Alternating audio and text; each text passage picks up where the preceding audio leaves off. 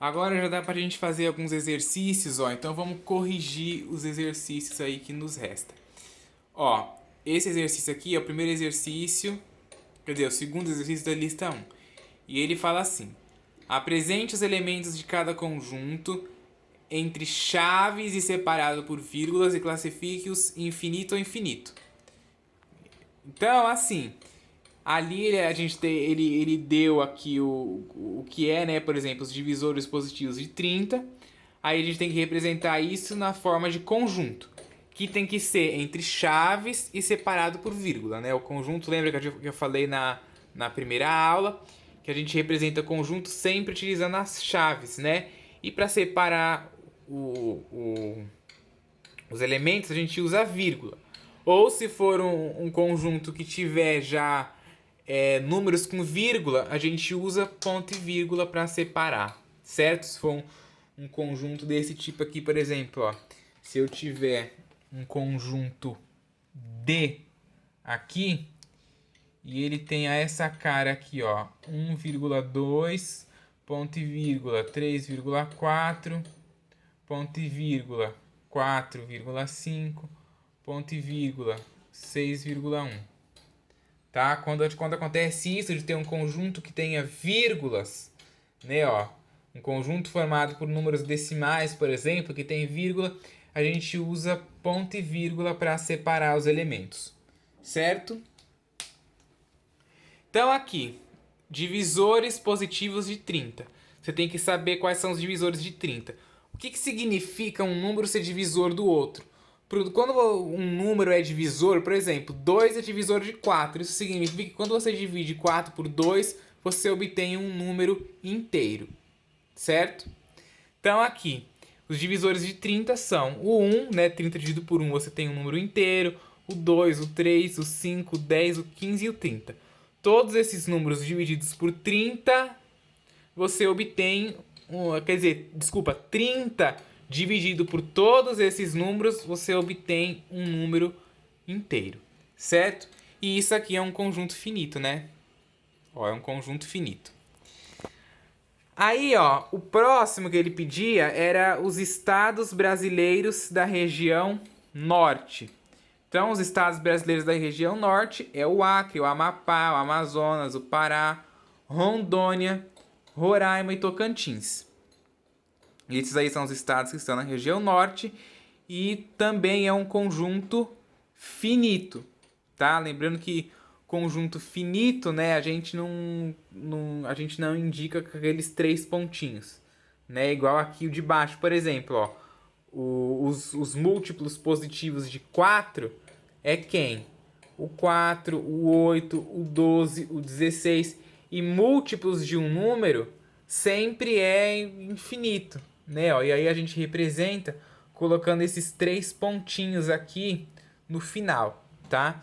E aí ele pede para classificar, é um conjunto infinito, certo? Outro conjunto aqui, ó, as letras que compõem a palavra conjunto. As letras que compõem a palavra conjunto é a letra C, J, N, O, T e U. Não precisa necessariamente escrever na ordem, né? Aqui eu escrevi na ordem alfabética, mas você escolhe a ordem aí. Pode escrever também na forma que está aqui, né? Só que tem letras repetidas. Um detalhe importante aqui nesse exercício, ó. Tem letras repetidas, tá vendo, ó? Tem o O, o N e o N. São repetidas. Quando a gente vai representar isso no conjunto, você não precisa colocar 2 vezes, tá? Porque quando você escreve um conjunto, ó, por exemplo aqui, você escreveu o conjunto A, formado pelos elementos aqui, ó, 1, 1, 1. Escrever este conjunto é a mesma coisa que escrever o conjunto único do 1, tá? Ó, é a mesma coisa. Isso aqui é a mesma coisa que isso aqui, tá? Então você não precisa escrever várias vezes, representar várias vezes a mesma coisa. Então, como aqui a gente tem a letra O, né, ó, repetida, e a letra N repetida também, você coloca aqui, ó, a letra N e a letra O só uma vez. Não precisa você colocar mais de uma vez, tá? E o conjunto das letras que compõem a palavra conjunto é finito. Vamos aqui para o próximo exercício, ó, um exercício bacana, que ele fala assim: utilize os símbolos pertence e não pertence para relacionar cada elemento dos conjuntos A, que diz assim, né, pela lei de formação dele, X, tal que X é par e divisor de 20, e B, tal que X é a raiz de X, é um número inteiro, tá? Esse exercício é um exercício que muita gente ia travar, né? A pessoa ia falar, o que é isso? Aí ele deu aqui, ó, na letra A, ele deu o número 4. Então ele quer saber se o número 4 pertence ao conjunto A, ou pertence ao conjunto B, ou pertence aos dois, ou não pertence a nenhum dos dois. É isso que ele quer saber. Então, ó, o 4, o número 4, você vai lá e substitui o x por 4. Então, ó, 4 é divisor de 20? 4 é divisor de 20? Sim, porque 20 dividido por 4 dá um número inteiro, né? Então, 4 pertence ao A, porque ele é divisor de 20. 4 pertence ao B? A raiz quadrada de 4 é um número inteiro? Sim, a raiz quadrada de 4 é 2, é um número inteiro. Então, o 4 pertence ao A e o 4 também pertence ao B. É desta maneira que a gente representa. O número 6 agora, o 6 aqui, ó, a letra B. Vai lá e bota 6. 6 tal que 6 é par e divisor de 20. Tá, 6 é par, mas não é divisor de 20. Então, não pertence ao conjunto A. E o 6, a raiz quadrada de 6 é um número inteiro?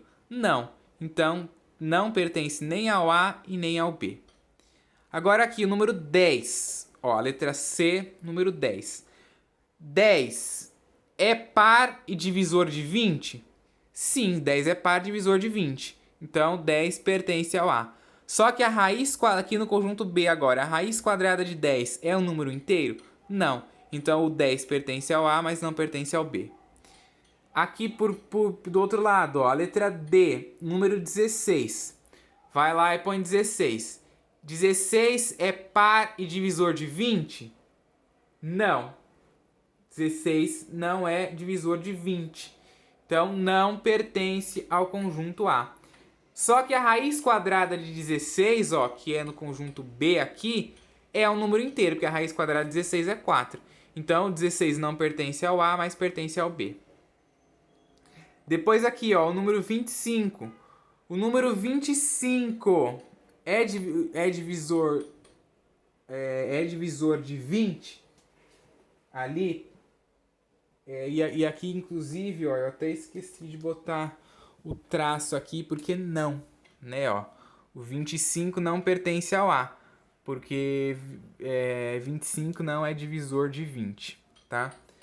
Até esqueci de botar aí. Então, tá aí. 25 não pertence ao conjunto A, porque o 25 não é divisor de 20. E a raiz quadrada de 25... Nossa, eu coloquei ao contrário aqui. A raiz quadrada de 25 pertence ao B. Por quê? Porque a raiz quadrada de 25 é um número inteiro, né? A raiz quadrada de 25 é 5. Então, é um número inteiro, pertence ao B. Então, 25 não pertence ao A, porque não é divisor de 20, mas pertence ao B, porque a raiz quadrada de 25 é um número inteiro. Agora aqui o 50, ó. 50 é divisor de 20? Não. Então, 50 não pertence ao A. E 50 raiz quadrada de 50 não é um número inteiro. Então, também não pertence nem ao A e nem ao B. Ok? Esse último exercício aqui, ó, ele falava a lei de formação de cada conjunto, para determinar a lei de formação de cada conjunto. Então, foi dado aqui o conjunto A, ó, que tinha esses elementos: visão, audição, olfato, tato e paladar. O conjunto B, que tinha os números 3, 5 e 7. E o conjunto C, que tinha as cores verde, amarela, azul e branca.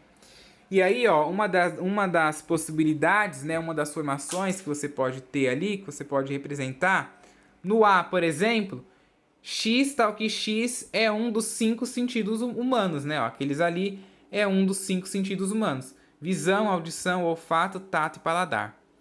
O B aqui, ó, 3, 5 e 7, a gente pode falar que X, tal que X é um número ímpar entre 2 e 8. Né, ó, 3, 5 e 7 são números ímpares e estão entre 2 e 8.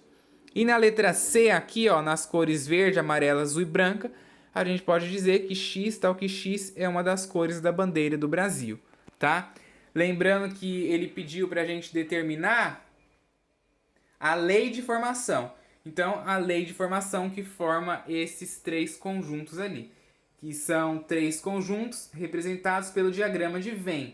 Né? A gente não representou o conjunto igual a gente representou ali, com chaves, mas está representado aqui pelo diagrama de Venn, né? Que a gente viu na aula anterior, que é a mesma coisa, tá?